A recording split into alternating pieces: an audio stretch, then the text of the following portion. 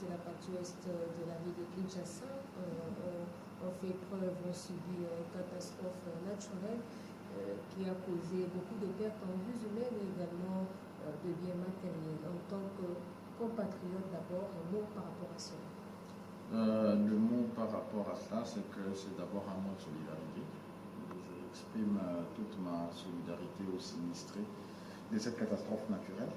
Comme c'est une catastrophe naturelle, nous ne savons pas la provenir. Par contre, nous sommes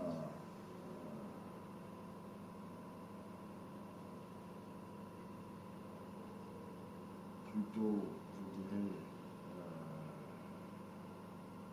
outrés que les vies humaines soient fauchées de cette façon-là. Nous avons vu des images des enfants, des femmes âgées qui ne pouvaient pas se déplacer facilement, des hommes âgés qui ne pouvaient pas se déplacer facilement dans ces zones inondées, qui ont perdu la vie, des personnes à mobilité réduite qui ont perdu la vie. C'est des compatriotes. Il y a eu des enfants qui avaient l'avenir devant eux, qui ont perdu la vie dans cette catastrophe. C'est tout simplement une situation que nous regrettons. C'est triste et nous exprimons toute notre solidarité.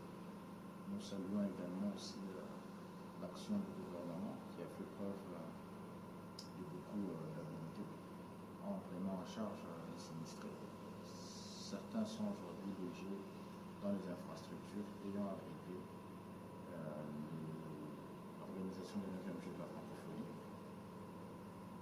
À ces endroits, les sinistrés ont, pour ce qui concerne les éléments de base, c'est-à-dire de quoi se nourrir, un endroit où dormir, et tout ça est temporaire. Et nous estimons bien sûr que le gouvernement redoublera d'efforts dans les jours qui viennent pour permettre à ces personnes-là de pouvoir retourner dans leur milieu naturel. C'est vrai que derrière, les eaux auront laissé de la désolation, mais je crois que petit à petit, avec beaucoup de résilience, peut-être qu'on voulait être un peu plus résilient, ils sauront dépasser cette situation de catastrophe qui a frappé le débordement des eaux de la rivière de Michi. Alors, le gouvernement a promis de prendre en charge ces sinistrés. Ce qui revient à dire, le gouvernement va essayer de subvenir de manière financière, mais connaissons la réalité, bien la réalité de notre pays en ce qui concerne les finances, en ce qui concerne l'argent. Pensez-vous que cela va se faire de manière équitable? Cela est déjà en train d'être fait. Nous n'allons pas faire des fixations. Nous n'allons pas non plus réfléchir à la place du gouvernement. C'est une catastrophe naturelle. Ce n'est pas un bébé que l'on attendait qui devrait naître après 9 mois de grossesse. C'est une catastrophe naturelle. Ça veut dire que temps et moment imprévu arrivent à tout le monde. Au moment où nous sommes en train de tourner cette interview, il y a des personnes qui rencontrent des accidents parce qu'ils l'ont prévu. Lorsque vous rencontrez un accident, généralement pour des sociétés beaucoup plus évoluées que la nôtre, il y a des assurances qui permettent de couvrir des situations de sinistre, par exemple, ce qui n'est pas le cas dans notre pays. Et j'espère, je reste confiant que dans les jours à venir, nous nous tournons progressivement vers cette idée. Parce que notre, il n'y a pas d'assurance. L'État doit subvenir à ses besoins. L'État doit arriver à gérer la situation. Et c'est ça que l'État est en train de faire. Maintenant, il ne faut pas que l'on prenne ça comme de l'argent comptant. Quand on dit les sinistrés, je vois des gens qui disent, déjà dans votre question, vous attendez à ce que financièrement, oui, bien sûr, l'État fera des actions, est en train de faire des actions humanitaires et sociales. De ce point de vue-là, nous n'allons pas nous dire que voilà, nous sommes le pays des malheurs et puis voilà, nous allons prêter des intentions qui ne sont pas des intentions du gouvernement. Moi, je ne suis pas du tout pessimiste, je suis optimiste, je vois les choses de manière cartésienne et de ce point de vue, je ne peux à ce jour ni faire des accusations, encore moins faire de la supputation sur ces questions. Ce qui est plutôt essentiel aujourd'hui pour nous, en tant que Congolais, c'est de tirer les conséquences de la situation. Parce que les catastrophes naturelles arrivent de différentes manières. Aujourd'hui, c'était le débordement des eaux de la rivière de Djibouti qui a créé ces inondations. Mais de même, nous ne savons pas quel type de catastrophe naturelle nous pourrons avoir. Ce n'est pas la première catastrophe naturelle. Je crois qu'une des dernières catastrophes naturelles qui a frappé le pays dans un passé très récent, c'était le volcan. Voilà, c'est des gens comme ça. Non, nous, pour le cas ici, on devrait plutôt avoir des interrogations. C'est parfois sur le problème du civisme, les constructions anarchiques, les constructions dans des zones marécageuses. Parce que lorsque le Belge a laissé ces parties étaient destinées à ne pas être habitées. Parfois, ignorance ou par du gain, certaines personnes ont loti dans ces zones. Pourquoi le Belge n'a pas loti dans ces zones? Quand il les a laissés, c'est parce qu'il s'est dit, au cas où il y aurait des débordements, les eaux stagneraient dans ces zones, et ces zones n'étaient pas censées être habitées. Et nous ne sommes pas le seul pays du monde à être inondé par les eaux et puis tout ça. Donc, pourquoi est-ce qu'on devrait s'interroger, pourquoi est-ce que les autorités de l'urbanisme laissent faire le tir dans des zones qui sont des zones à risque? Il y a d'une part une partie de la population qui ignore totalement que cette zone est une zone à risque. On se dit que c'est un endroit pour eux, ils peuvent ériger une maison, ignorant qu'en cas de danger, ils deviennent vulnérables. Le débordement des saisons, on devrait tirer des conséquences. Et une autre conséquence que devraient tirer les autorités, c'est le niveau de réactivité. Parce que je crois qu'il y a eu dans l'opinion une clameur publique très forte due au retard dans l'intervention. Moi, je crois que c'est autour de ces questions plutôt positives que nous devrons mener nos réflexions. C'est-à-dire, comment est-ce qu'on irait, parce que je suis en train de voir que cette situation est aussi négligée. Par exemple, sur le lit de la rivière Calamou. Aujourd'hui, les gens construisent, ont construit et continuent à construire sur le lit de la rivière Calamou. Nous avons aujourd'hui le collecteur de la Gombe. Il y a des gens qui construisent, même au-dessus du collecteur. Vous voyez des situations comme ça. Moi, je crois que l'élite devrait aujourd'hui mener ces discussions, ces réflexions plutôt, vers ces questions-là. Et les autorités devraient prendre des décisions, des mesures qui s'imposent pour justement déloger les personnes qui construisent sur le lit des passages des eaux. Parce que quand une personne construit, après elle sous-estime, une deuxième construira, une troisième construira, par effet d'enchaînement, plusieurs personnes construiront. Et on rétrécit le lit de l'eau. Quand il ne pleut pas, on ne se rend pas compte de l'impact des actions que l'on commet. Un jour, quand il y a de fortes pluies, il y a des débordements des eaux, lorsque une grande quantité d'eau est obligée de passer dans une canalisation étroite, il y a une forte pression qui accompagne cette eau. Et ça produit les dégâts que nous déplorons aujourd'hui. Donc une personne qui construit en toute irresponsabilité sur le lit de passage des eaux, dans une zone marécageuse, dans une zone non édificante qui n'est pas censée être habitée, cette personne met en danger des milliers d'autres personnes. Et l'État doit être capable de poursuivre même en justice ces personnes. Moi, je crois que c'est ça les réflexions que l'on devrait mener. Des réflexions de se dire, est-ce qu'on va indemniser? Pourquoi est-ce qu'on perdrait un membre de la famille? Pourquoi on perdrait ses propres enfants pour qu'après que l'État vienne vous indemniser? Les indemnités que l'on pourrait vous donner ne ramèneront pas à la vie des personnes ou les êtres chers que vous aurez perdus. Moi, je crois que le peuple devrait faire des réflexions. Parce qu'une catastrophe comme celle que nous avons, elle reviendra. On ne peut pas du tout empêcher qu'une catastrophe comme celle-là ne se produise. Les débordements, il y en aura. Mais faisons des réflexions plutôt pour savoir comment est-ce qu'on prévient ces genres de situations. Alors, M. Freddy, aujourd'hui nous tendons vers le gouvernement de la cohésion nationale. Quelles sont vos attentes d'abord en tant qu'acteur politique? Et avant cette question, est-ce que vous avez été consulté par les conseillers du chef de l'État en la matière? Consulté, non. Je n'ai pas été écouté le conseiller spécial a reçu les organisations politiques. Donc, peut-être que j'ai été représenté par une de ces organisations politiques à travers la formation politique à laquelle j'appartiens. Quelles sont les attentes? Mes attentes doivent être des attentes du peuple congolais. Le peuple congolais attend. Le peuple congolais attend aujourd'hui l'amélioration de ses conditions de vie sociale. Le peuple congolais attend la cessation des hostilités dans sa partie orientale, notamment à l'est du pays, où une partie du pays est aujourd'hui occupée par l'armée rwandaise, hein, à travers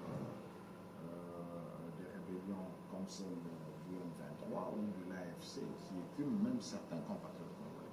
Nous nous rendons compte aujourd'hui que la scène de la politique congolaise est en train davantage de se polariser et se radicaliser. Parce qu'il y a un groupe d'acteurs politiques congolais qui évoluent au sein de ce qu'on appelle l'opposition, et qui estiment ne pas être suffisamment entendus dans leurs revendications, dans leur démarche, et qui, par frustration, décident de rejoindre l'agresseur rwandais dans son entreprise d'occupation illégale de nos territoires. Or que cette situation de guerre produit avec elle des morts, cette situation de guerre produit avec elle des déplacés, des viols, des meurtres et toutes ces affres de guerre que nous connaissons. Cette situation de guerre également fait que l'essentiel des ressources de l'État sont canalisées vers l'effort de guerre, ce qui empêche à l'État de s'acquitter de ses obligations, notamment des investissements dans des zones franches, des secteurs porteurs, comme les infrastructures, le secteur agroalimentaire, l'électricité ou encore l'eau potable et la santé universelle. Donc aujourd'hui, nos attentes du gouvernement de l'Union nationale, c'est la cessation de ces hostilités. Nos attentes du gouvernement national, c'est que ces consultations ont servi aux Congolais et pris de patriotisme de venir à la table, d'exprimer leur déshydratat, d'exprimer leur frustration, afin que nous puissions avoir un gouvernement qui réponde aux attentes de tout le monde. Mais attention, nous ne considérons pas dans nos attentes, par le titre personnel, nous ne considérons pas dans ces attentes un gouvernement de partage de plutôt, parce que, attention, la responsabilité gouvernementale devrait d'abord être vue comme une action de servir le peuple, pas comme une action de se servir soi-même, de servir ses appétits égoïstes et servir ses ambitions personnelles, ne devrait pas être le balai de l'opportunisme primaire, encore moins être ce champ où on considère la caisse de l'État comme une vache à lait à laquelle on va tous traire un peu de lait pour satisfaire les besoins personnels. Le gouvernement de l'Union nationale doit être un gouvernement qui répond aux attentes du peuple congolais. C'est aussi ça notre attente. Est-ce que c'est la formation de ce gouvernement de la cohésion nationale ne serait pas la preuve de l'échec de Félix Tshisekedi qui aimerait maintenant faire partir les gens de l'autre camp de l'opposition pour se partager comme ça alors cet échec? C'est une lecture très minimaliste de la situation. Il faut plutôt se baser sur les rapports, sur les chiffres, pour évaluer l'action du gouvernement. L'action du gouvernement est contrôlée par des structures, notamment le Parlement. C'est le Parlement qui contrôle l'action. Et au sein du Parlement, nous avons tout le monde. Nous avons la majorité, nous avons l'opposition. Pourquoi on ne parlerait pas alors dans ce cas de l'échec de l'opposition, qui a échoué sa mission alors au sein de l'Assemblée nationale de contrôler l'action du gouvernement? Le contexte de guerre ici nous oblige à nous tourner vers un gouvernement d'union nationale. C'est vrai que l'action du gouvernement est perfectible, parce que tout simplement, c'est des humains qui conduisent l'action. Mais derrière la perfection que nous cherchons pour l'action du gouvernement, pour améliorer l'action du gouvernement, on ne devrait pas comprendre cela comme étant l'échec du gouvernement. Il y a des choses qui sont faites. Il y a des choses qui restent à faire. En plus de 60 ans d'indépendance, nous devons aujourd'hui tirer les conséquences de nos actions, de nos décisions politiques. Voir où est-ce que ça a marché, où est-ce que ça n'a pas marché. C'est pas pour parce qu'on se sent frustré. C'est pas parce qu'on ne se sent pas tout d'accord qu'est-ce que on aimerait que soit dans le pays que l'on va prendre des armes. Parce que les personnes qui prennent des armes, qu'est-ce que nous nous ont apporté depuis ces 60 dernières années? Ils se battent, ils prennent des armes, ils rentrent en bourse, ils viennent, ils se battent contre leur pays, ils détruisent, ils n'ont rien bâti. Ils n'ont rien bâti. Pour preuve, l'ancien régime, qui a fait plus de 18 ans pour moi, est l'émanation d'une rébellion, celle de l'AFDL, qui se transforme plus tard en ce qu'on a appelé PPRD, qui pendant plus de 18 ans a avini la nation. Nous a peut-être même reculé plus de 20 ans en arrière, parce qu'à l'époque du MPR, ce pays a vécu dans la dictature. Ce pays n'a pas vécu dans tant de corruption comme nous l'avons connu ces dernières années. Est-ce que la situation s'est améliorée ensuite? Je ne veux pas affirmer que la situation s'est nettement améliorée. Mais il y a eu des efforts. Il faut consolider ces efforts, aller dans la bonne direction pour apporter des réponses à notre population. La scène politique ne devrait pas être transformée en un punchball où voilà, on vient, on se donne des coups quand on est d'accord, voilà, on s'assied à la table, quand on n'est pas d'accord, on retourne dans la bourse. Je peux vous assurer ici, madame, que ce cycle de guerre, de rébellion à répétition, doit s'arrêter dans ce pays. Et pour notre génération, pour la génération à laquelle j'appartiens, nous mènerons tous les efforts possibles pour faire taire tous les armes et pour empêcher qu'un jour quelqu'un se lève, prenne des armes contre la République et prétende devenir président du Congo. Que ce soit pour ceux qui sont avec le Rwanda, ces Congolais qui acceptent de brader leurs sentiments patriotiques, de gravir les marches de l'indignité à Goma, comme ça se fait actuellement, et prétendre venir libérer un peuple. Moi, je ne suis pas en prison, donc je n'attends aucun libérateur. Ceux qui sont en prison, peut-être parce qu'il y a eu des faits de droit commun, d'incivisme et puis tout, eh ben, ils sont en train de purger leur peine, conformément aux décisions leur imputées par des tribunaux, des causes des tribunaux. Mais nous ne sommes pas en prison. Vous-même, Madame la Présidente, vous n'êtes pas en prison pour que vous puissiez attendre que quelqu'un, puisqu'il porte une arme en bandoulière, qui quitte les chaînes des montagnes de Saramboué, prétende venir vous libérer. Il vient vous libérer de quoi?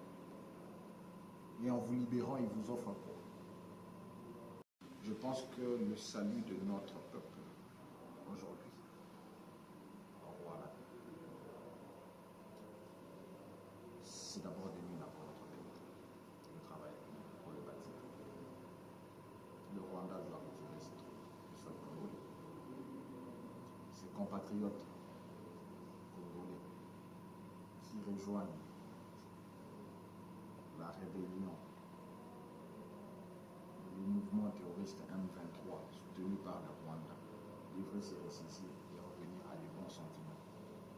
S'ils ont des revendications à faire, bien qu'ils reviennent à la table, qu'ils font de la lutte politique, qu'ils entrent au Parlement, qu'ils fassent entendre leur voix, soit au Parlement, soit notre Constitution définit déjà les modes d'accession au pouvoir.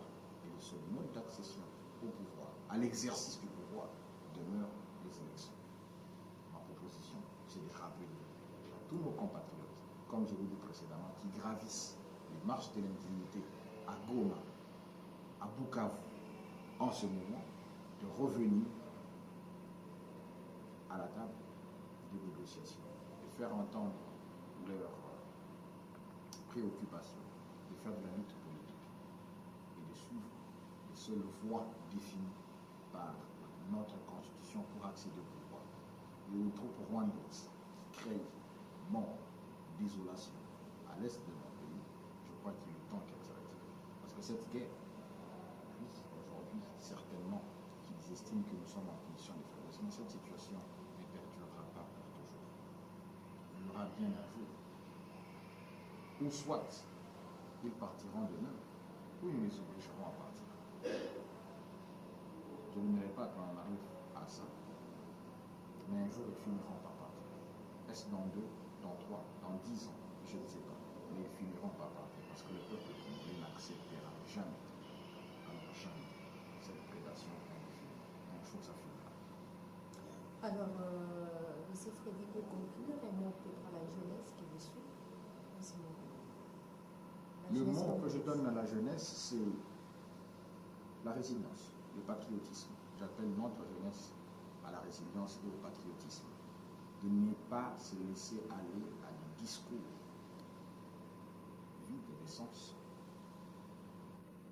distillés plus souvent par l'ennemi, par des États belliqueux, comme le fait actuellement le Rwanda, dans notre partie orientale du pays, avec la complicité de certains Congolais qui exprimaient son opinion. Mais l'expression de son opinion ne se définit pas et ne se traduit pas par les actes de terrorisme contre son propre pays. Comment voulez-vous libérer un peuple que vous participez et vous contribuez à massacrer, à violer, à faire déplacer de ces lieux de résidence? Parce que quand on fait déplacer les populations, surtout les populations rurales, on les empêche de faire leur élevage, on les empêche de faire le champ, et sous prétexte de venir libérer ces peuples. La part du gain facile est actuellement l'une des motivations de l'ennemi qui nous fait la guerre. Et moi, j'appelle la jeunesse à ne pas du tout se laisser distraire et à se réveiller. Notre pays a eu une chance. Et nous également, nous avons la chance de naître congolais. Mais cette chance de naître congolais ne peut être matérialisée que par nos efforts collectifs à relever haut notre drapeau, à défendre la cause de notre patrie et à se battre pour que plus jamais cette situation de guerre ne perdure dans notre pays, et que plus jamais cette situation